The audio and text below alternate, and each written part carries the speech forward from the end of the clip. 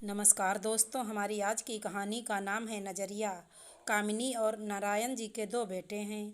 बड़ा बेटा उच्च सरकारी पद पर है। वह अपने परिवार के साथ कुछ ही दूरी पर सरकारी फ्लैट में रहता है। छोटा बेटा नवीन और बहू प्रिया उनके साथ। प्रिया नाम जितना सुंदर उतना मन भी। प्रिया ससुराल आते ही परिवार में रच बस गई और अपने सरल स्वभाव से उनके मन में भी।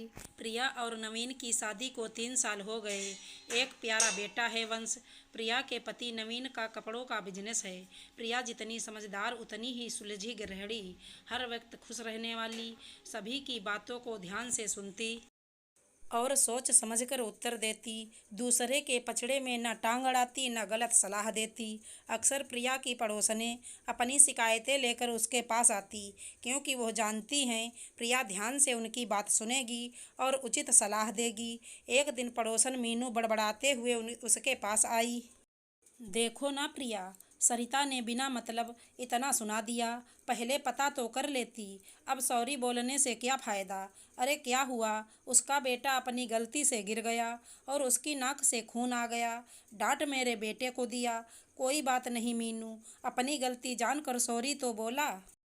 प्रिया, तुम कभी दूसरों की गलती भी देखती हो या नहीं? उसके बेटे के सिर से खून बह रहा था, ऐसे में कुछ बोल दिया तो क्या हुआ? परेशान थी वो। प्रिया, तुम हर बात को हल्के में क्यों लेती हो?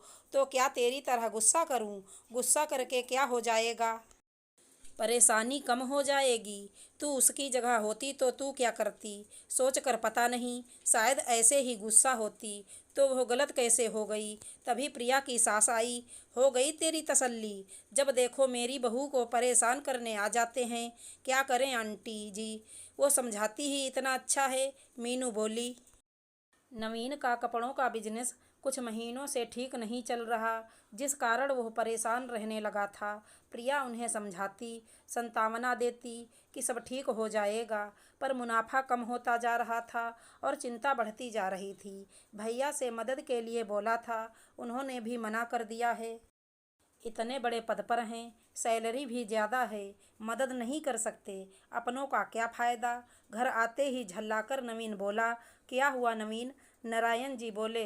भैया से थोड़ी मदद के लिए बोला था, पहली बार पैसे मांगे थे, कहा भी जल्द ही लौटा दूंगा, पर तंगी का हवाला देकर उन्होंने मना कर दिया।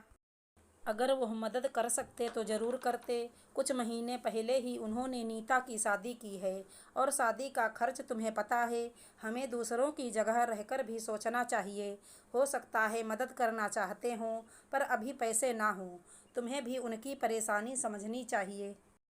पानी लाते हुए प्रिया बोली। कभी तो मेरा साथ दिया करो, मैं तुम्हारा साथ हमेशा देती हूँ, पर दूसरों के नज़रिए से भी सोचना चाहिए। कामिनी जी, जो सारी बातें सुन रही थी, प्रिया के पास आकर बोली। तू सचमुच गृहलक्ष्मी है। कोई और होता तो शायद भाइयों के बीच में मन मुटाव करवा देता।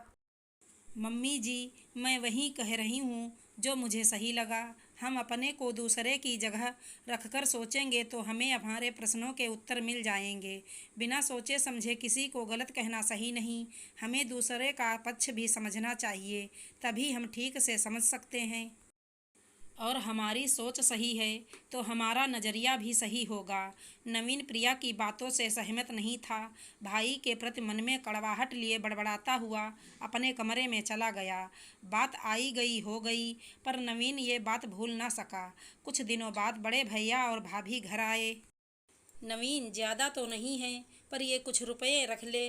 भैया, आपके पास पैसे नहीं थे, ये कहाँ से आए? व्यंग्यात्मक कहते हुए। अपने दोस्त से 2 महीने के लिए मांगे हैं, तब तक इन्हीं से काम चला ले, फिर बाद में देखते हैं। प्रिया, बुरा ना मानना, थोड़ी तंगी है, जेठानी ने कहा। दीदी, मैं समझ सकती हूँ।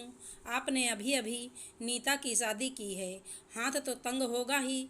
दोनों बहुओं का प्यार देख कामिनी जी मन ही मन खुश थी। आओ खाना खाते हैं, बहुत दिनों के बाद सब एक साथ खाएंगे। कामिनी जी बोली। जेठानी और देवरानी ने मिलकर सबको खाना परोसा। डाइनिंग टेबल पर बहुत दिनों बाद हंसी के ठहाकों से घर में रौनक आ गई थी। कुछ दिनों से भाई के लिए नवीन के मन में जो कड़वाहट थी वो अब धुल गई। अपनी गलतफहमी के लिए नवीन ने आंखों ही आंखों में प्रिया से माफ़ी मांगी। दोस्तों, कई बार हम दूसरों को अपने नज़रिए से देखते और समझते हैं, बिना ये सोचे समझे कि उनका अपनी बात को कहने या करने के पीछे कोई कारण होगा, और उन्हें गलत समझने लगते हैं। अगर हम दूसरों के नज़रिए को भी समझें तो आधी परेशानियां दूर हो जाएंगी। आशा करती हूँ हमारी कहानी अच्छी लगी होगी। धन्यवाद दोस्तों।